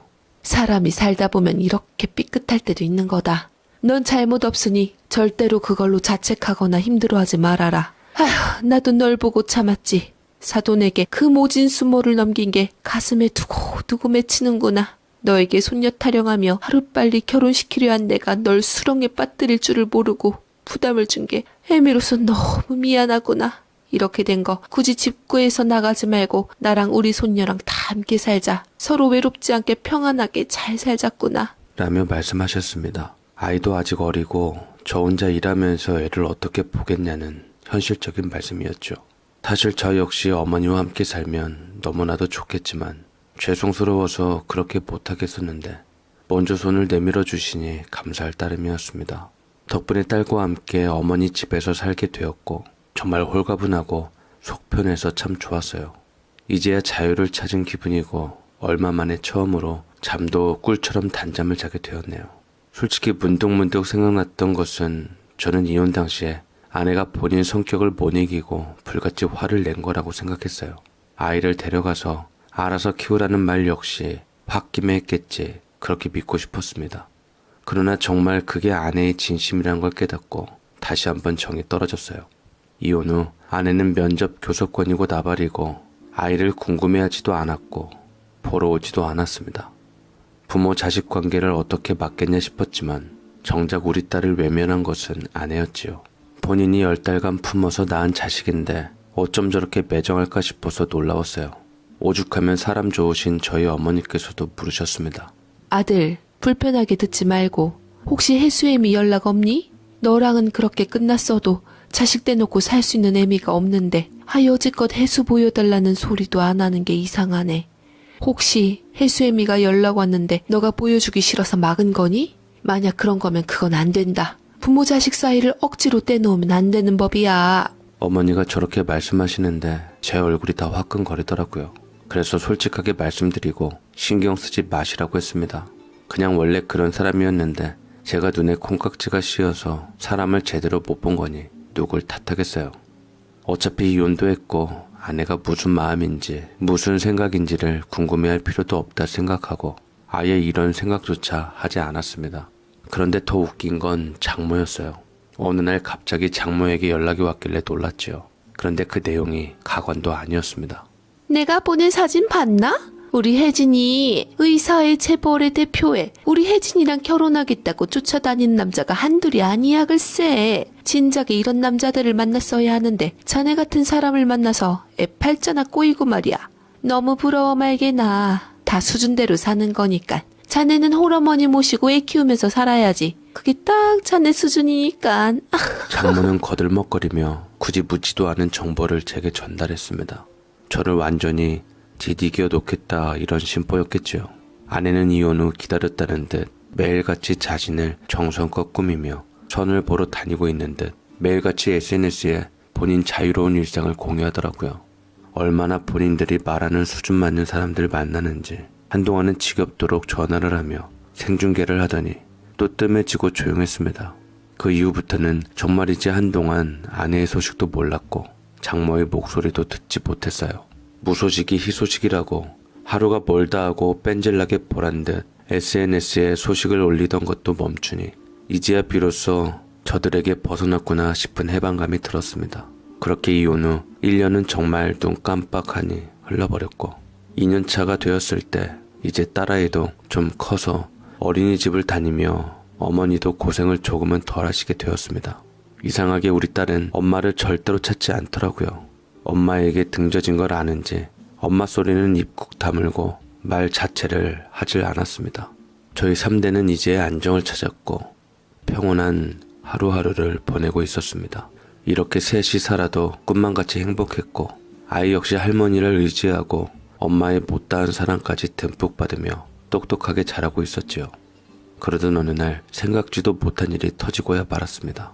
모르는 번호로 제게 부재중이 3통이나 와 있었고 뭔가 싶어서 저는 쎄한 마음에 다시 아무 생각 없이 걸었건만 순간 수학이 넘어 들리는 음성에 당황스러웠습니다. 바로 잊고 살던 아내도 아닌 장모였지요. 나 혜진이 엄마일세. 자네에게 연락 안 하려고 했는데 그 어린 것 엄마 잃은 게 마음이 아파서 우리 딸 가는 길에 혜수 얼굴 한 번만이라도 보여주려고 연락했네. 그게 무슨 소리예요? 우리 딸 가는 길이라니요. 혜진이한테 무슨 일이 있어요? 처음에는 전화를 끊으려 했으나 장모는 울먹이며 힘이 없는 목소리에 찬찬히 얘기를 듣게 되었고 내용은 정말이지 충격적이었습니다. 전처는 여느 때처럼 미모를 뽐내며 건강하게 자신있게 살았는데 어느 날 정말로 하루아침에 어떤 계기나 징후 하나 없이 뇌출혈로 쓰러졌는데 하필 쓰러진 곳이 사람 없는 외진 곳이었던지라 너무 오래 방치가 되어 세상을 떠났다고 하더군요. 왜 외진 곳에를 가게 되었는지 혜진이가 왜 아무 도움도 받을 수 없었는지는 무슨 비밀이 있는 것 마냥 더 이상 언급하질 않는데 어쨌든 생각지도 못한 소식에 갑자기 숨이 막혀오고 머리를 한 대 맞은 것처럼 멍했어요. 솔직히 전처랑은 안 좋게 이혼했고 왕래도 없었으니 굳이 신경 쓰지 않아도 뭐라 할 사람은 하나 없었지만 저는 몹시도 마음이 불편하고 찝찝한 느낌이 들었습니다. 아무리 미운 장모라고 한들 그렇게 귀하게 여긴 딸을 먼저 보내고 홀로 남은 장모가 걱정이 되기도 하더라고요. 어머니도 같은 마음이었던지 그래도 한번 찾아가 보란 말에 저는 장모네 집을 찾아갔어요. 뭘 바래서가 아니라 정말 걱정이 돼서 찾아간 것이었는데 그러나 그 집을 가자마자 장모는 몰라보게 야윈 몰골로 볼페인 얼굴로 머리가 잔뜩 헝클어진 채 제게 소금을 한 바가지 뿌리며 난리를 치셨지요. 당장 나가. 불쾌한 놈 같으니 내가 너한테 연락 한 번 했다고 곁을 줬다고 생각했느냐? 우리 혜진이가 다 너 때문에 이렇게 된 건데 너랑 결혼만 안 했어도 애가 이렇게 될 리는 없었다고. 이게 다 너 때문이야 이 자식아. 네 놈 때문에 내 귀한 딸이 부정 타서 간 거 내가 모를 줄 알아? 너 우리 딸 재산 행여나 네 딸 혜수한테 올까 바라고 노리고 온 거라면 단념하는 게 좋을 거다. 2번 다시 내 눈에 띄지 말고 시궁창에서나 빠져 살아. 정작 저에게 알린 것은 장모님이면서 제가 오니 마치 분풀이를 제게 하는 듯 원망을 돌렸다죠. 딸 잃은 마음은 알겠지만 제 딴에는 걱정되는 마음으로 갔다가 욕과 소금을 한 바가지 먹고 다시 집으로 돌아오는데 솔직히 기분은 좋지 않았습니다. 그러나 장모의 성격을 알기에 저렇게 해야만 본인이 편할 테니 저는 그저 묵묵하게 전 남편으로서 아이 아빠로서 제 할 도리를 했지요. 그냥 신경을 끄고 살면 그만인데 저 역시 어머니를 닮아 모질지를 못해서 저리도 발악하는 것이 안쓰러운 마음이 자꾸만 들었습니다. 그렇게 당하고도 정신을 못 차린 건지 속이 없는 건지 제 자신이 이해되지 않았어요. 그렇지만 저는 장모에게 최소한의 도리는 하고 싶었고 장례식에 찾아갔는데 어찌된 일인지 그토록 화려한 인간관계를 자랑한 저 모녀가 막상 아내의 장례식장에는 아무도 없이 호련히 장모만 앉아서 통곡하고 있더이다. 얼마나 딸 잃은 슬픔이 컸는지 저와 혜수가 와도 미동도 안 했고 그 얘기를 어머니께 전하니 한숨을 푹 쉬고는 자식 먼저 보낸 애미 심정이야 오죽하겠냐며 혹시나 나쁜 맘 먹지 않게 너라도 잘 챙기라고 하는데 어머니나 저나 그렇게 그 집안이 몰락한 것이 통쾌하긴커녕 그저 먹먹하기만 했습니다. 그 뒤로 혹여나 싶어 저는 어머니가 시켜서 옛 사돈의 정을 봐서 손수 만든 반찬을 가져다 주러 다시 한번 장모님을 뵈러 갔었는데 안 계셔서 집 앞에 두고 문자를 남기고 집으로 향했어요. 그런데 몇 시간이 흘렀을까요? 갑자기 저희 집의 문을 쾅쾅 두드리는 소리가 들려보니 장모가 찾아왔던 거였고 제가 들고 간 반찬을 전부 저와 어머니 면상에다 던지고 뿌리며 소리치고 난리도 아니었지요. 이딴 거 주면 내가 고마워할 줄 알아? 네 놈이 내 딸 팔자 그렇게 만들어 놓고 곧딱 이딴 반찬으로 무마하려고 하는 게야? 이 썩을 놈아, 내 딸 살려내! 이 모습을 보며 말리기도 하고 달래기도 했지만 도저히 소통할 수 없는 장모에게 저 역시 더는 무언가를 해주고 싶지 않았습니다. 그리고 서로 소식을 모르며 살 때가 편했다는 생각에 장모에게 말했어요. 그 사람이 그렇게 떠난 게 왜 저 때문입니까? 입은 삐뚤어졌어도 말은 똑바로 하랬습니다. 미운 정도 정이라고 좋은 마음에 보인 성의를 이렇게 걷어차시면 저 역시 대꾸할 필요가 없죠. 아내 그렇게 떠났다고 먼저 연락한 것도 장모님 아니세요? 최소한의 성의는 보였으니 저도 이제 그만하렵니다. 앞으로는 무슨 일이 있든 그냥 연락 마세요. 장모님 말씀대로 생판 남인데 왜 그런 것까지 전하며 살아야 합니까? 안 그래요? 두 번 다시 성의 보일 일도 없을 테니 찾아오지 마세요. 이걸 끝으로 저 역시 손을 놔버렸고 더 이상 그 질긴 악연이 이어지지 않기를 바랬는데 그런데 이 지옥 같은 질긴 년은 악연인지 인연인지 도무지 끝이 나질 않더라고요. 제 차가운 말에 박혔던지 장모님이 다시 저희 집에 찾아왔습니다. 갑작스레 찾아온 장모의 모습에 저희 가족 모두 당황했는데 장모는 오자마자 주저앉아 울고 불며 무릎을 꿇고 정신이 오락가락 하던지 제게 바짝 엎드려서 매달리더라고요. 미안하네.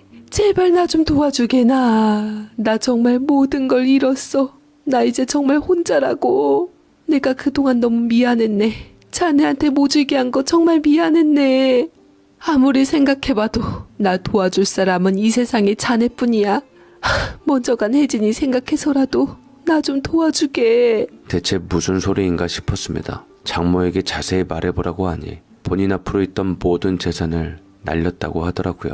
체인도 여러 개 있던 곱창집에 부동산까지 몽땅 말입니다. 심지어는 아내 사망 보험금까지 날린 장모를 보니 말이 나오지 않았어요. 날린 이유도 참으로 가당찮았죠. 장모님이 자꾸만 딸에 대해 간섭하게 되니 그녀도 그게 싫었던지 싫다는 의사를 밝혔는데 그 때문에 심적으로 허전해 어떤 남자분을 만나고 재혼을 결심했다 하네요. 그렇지만 결국 장모님 손으로 택한 그 잘나고 대단한 남자에게 뒤통수를 치이고 모든 걸 날리고 오갈 곳이 없는 상황이 되니 이제야 저를 찾아와 도와달라고 두 손으로 빌며 애원하는데 이거였구나 싶더라고요. 한마디로 어이가 없었습니다. 다른 걸 다 떠나서 너무 한심하고 괘씸해서 저 쓸데없는 얘기를 들어줄 필요도 없다 생각이 들더이다. 제발 나가시라고 여기가 어디라고 찾아와서 민폐냐고 했지만 빌고 또 빌며 장모는 쉽사리 나가지 않을 것 같았습니다. 그때 정말 모질지 못하시고 너무 여린 저희 어머니가 소금을 한 바가지 들고 오셔서 얼굴에 확 뿌리며 말씀하셨죠. 제발 이 질긴 악연 좀 끊고 살자고 이 여편네야. 그렇게 내 아들 무시하고 멸시할 땐 언제고 이제 와서 내 아들한테 도와달라는 거야. 양심이란 게 있어봐 이 나쁜 여편네야. 당신 딸만 귀한 줄 알았지? 내 아들도 나한텐 귀한 아들이야. 한 번만 더 내 아들 찾아오고 괴롭혀봐. 그때는 소금으로 안 끝날 줄 알아. 당장 나가! 소금을 맞은 장모는 뜻밖의 순하디 순한 줄만 알았던 어머니의 말에 놀란 표정으로 부르르 떨다 이내 어깨를 축 늘어뜨리며 눈물을 쏟아내다 주섬주섬 짐을 챙겨 나가셨고 가면서도 어깨를 떨며 흐느끼기만 했습니다. 어머니께서는 더 이상 우리도 당해줄 필요 없다고 다 지 욕심의 인과응보로서 하늘의 벌을 받은 거라 했지만 장모님으로서도 사실상 더 행복하게 살자고 한 결혼의 끝이 이럴 줄은 상상도 못했겠죠. 그리고 아내가 먼저 갈지도 몰랐고 장모가 떵떵거릴 수 있게 해주던 재산을 하루아침에 다 날리고 구걸할 줄 누가 알았겠습니까? 한치 앞을 모르는 게 인생이라지만 참 여러 생각을 하게 만들더군요. 장모가 또 찾아와서 마음이 싱숭생숭할까 싶어서 어머니께서는 재빨리 행동을 하시어 오래 터잡고 살던 곳을 떠나서 연고 없는 지방 먼 곳으로 와 어머니와 딸아이 저 이렇게 잘 살게 되었네요. 가끔 주변 친척들이나 지인들은 제 재혼 여부에 대해 궁금해했지만 저희 어머니께서는 딱 잘라서 절대 우리 아들 재혼에는 간섭 말라고 자기 여는 때가 있음 다 올 거라 했지만 제 솔직한 심정으로는 두 번 다시 여자는 못 만날 것 같고 그냥 이렇게 어머니와 딸아이 잘 키우며 살아갈 것 같네요. 행복을 상징하는 파랑새는 멀리 있지 않다고들 하죠. 저도 지금 안정되고 평화로운 제 가정을 지키는 것이 가장 행복하다 여기며 살아가겠습니다. 제 긴 사연을 끝까지 봐주셔서 너무 감사드리고 모두들 좋은 일만 있으시길 바랍니다. 고맙습니다. 한때 그토록 당당하고 거만했던 이들이 한순간에 모든 것을 잃고 무릎을 꿇는 모습을 보면 사람 사는 일이 참 한치 앞을 알 수 없다는 것을 다시금 깨닫게 됩니다. 무엇보다 인상 깊었던 것은 끝까지 아들을 믿어주고 지켜준 어머니의 모습이었습니다. 자식을 위해 모든 걸 내어주면서도 며느리 눈치를 보며 조용히 참기만 했던 그 어머니가 정작 자신을 배신하고 짓밟았던 사람 앞에서는 단호하게 선을 그을 줄 아는 사람이었다는 것이 참 마음에 남습니다. 화려함을 쫓았던 이들의 결말과 묵묵히 곁을 지켰던 이들의 결말이 이렇게나 다르다는 사실이 씁쓸하면서도 한편으로는 위안이 됩니다. 지금 이 가족이 누리는 소박하지만 평온한 행복이 오래도록 이어지기를 진심으로 바랍니다. 저희는 또 다른 사연을 들고 다시 찾아뵙겠습니다. 끝까지 함께 해주셔서 감사합니다.